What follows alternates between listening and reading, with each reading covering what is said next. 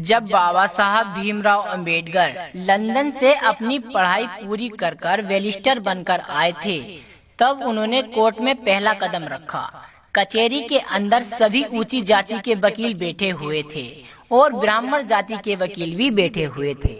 सभी ने बाबा साहब भीमराव अंबेडकर जी का मजाक उड़ाया। देखो देखो, ये महार जाति का, नीच जाति का एक अछूत कितना सज धज कर सूट बूट पहन कर आया है, जैसे कानून का यही रखवाला हो। दोस्तों, ये एक सच्ची घटना है जो बाबा साहेब भीमराव अंबेडकर जी के जीवन में घटित हुई थी।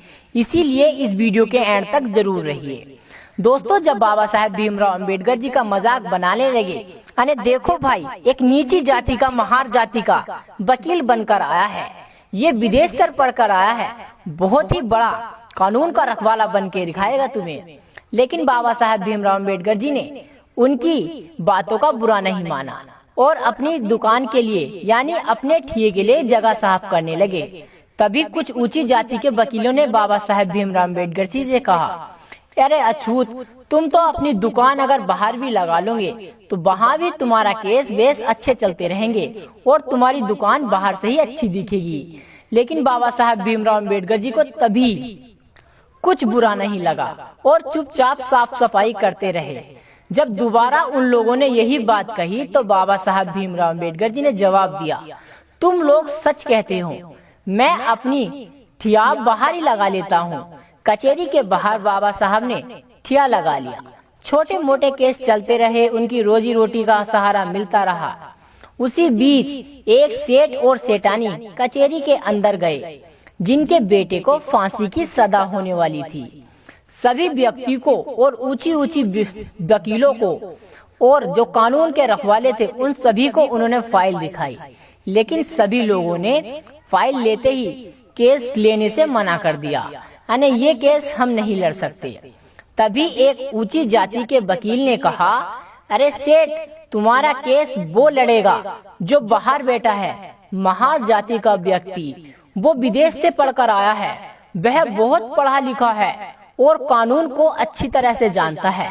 क्योंकि वे बाबा साहब भीमराव अंबेडकर जी के ऊपर टोन कस रहे थे, तो भी सेठ और सेठानी को तो अपने बच्चे को बचाना था। इतनी बात सुनकर सेठ सेठानी कचहरी के अंदर से भागकर आए और बाबा साहब भीमराव अंबेडकर बाहर बैठे थे, तो बाबा साहब भीमराव अंबेडकर जी के चरणों में गिर पड़े और कहने लगे, है बैरिस्टर, मेरे बच्चे को बचा लो, है बाबा साहब, मेरे बच्चे को बचा। उन्हें उठाया और उनसे कहने लगे, ए सेठ और सेठानी, आप मेरे पास क्यों आए हो? मैं तो एक नीची जात का व्यक्ति हूँ, एक अछूत हूँ, भला मैं आपके बेटे को कैसे बचा सकता हूँ? लेकिन सेठ और सेठानी ने बाबा साहेब भीमराव अंबेडकर जी का शकल देखी और कहने लगे, नहीं, आप ही हो जो मेरे बच्चे को बचा सकते हो, आप ही मेरे कर्ता धर्ता हो जो मेरी मदद कर सकते हो। तब बाबा साहब भीमराव अंबेडकर उनसे कहने लगते हैं, आपने ये फाइल न जाने कितने ऊंचे ऊंचे व्यक्ति को और कितनी ऊंची जात के वकीलों को दिखाई होगी, जो कानून को अपना रखवाला और खेल समझते हैं, जो कानून को अपनी मुट्ठी में रखते हैं। उनके पास जाओ, वो आपकी मदद करेंगे। लेकिन सेठ और सेठानी कहने लगते हैं, नहीं, जो भी हमारी मदद करेंगे वो केवल आप ही हैं। हे बैरिस्टर, मेरे बच्चे को बचा लो, बचा लो। तब इतना ही कहा उस सेठ ने, तो बाबा साहब भीमराव अंबेडकर जी को अपनी माँ की कही बातें याद आने लगी। उनकी माँ ने बचपन में उनसे कहा था, भीमा, जब भी किसी निर्दोष की मदद करनी हो या किसी निर्दोष की जान बचानी हो और तुम्हें झूठ बोलना पड़े तो पीछे मत हटना भीमा, पीछे मत हटना। तब बाबा साहब भीमराव अंबेडकर उनके बच्चे की फाइल, केस की फाइल ले लेते हैं और अगले दिन कोर्ट में सुनवाई चालू हो जाती है।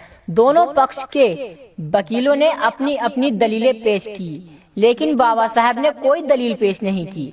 तब जब जज साहब अपना फैसला सुनाने वाले होते हैं, तब वे बाबा साहब भीमराव अंबेडकर की तरफ को कहते हैं और देखते हुए कहने लगते हैं, भीमराव, तुम्हें अपनी सुनवाई में कुछ नहीं कहना?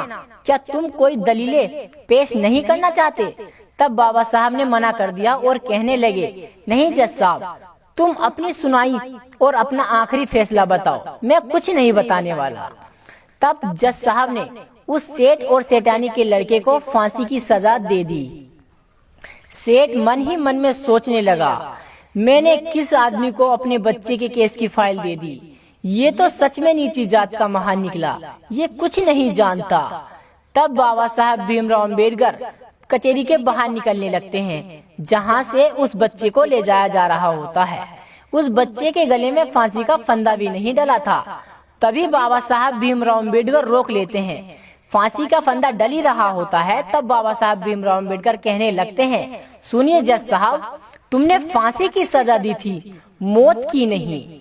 तभी से एक कहानी बनती आई है कानून की, जब भी किसी को फांसी की सजा दी जाती है तो उसे सजाए मौत कहा जाता है।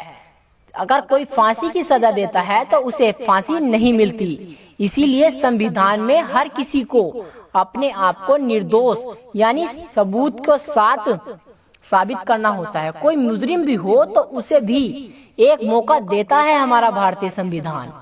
दोस्तों, ये कहानी आपको कैसी लगी मुझे कमेंट कर जरूर बताएं। जय भीम, जय भारत। साथियों, आप सभी चाहते हैं हम यूं ही बाबा साहब से जुड़ी सभी जानकारी लेकर आते रहे, तो हमें आर्थिक सपोर्ट जरूर करें। आप हमारे क्यूआर कोड को स्कैन करके आर्थिक मदद भेज सकते हैं। धन्यवाद।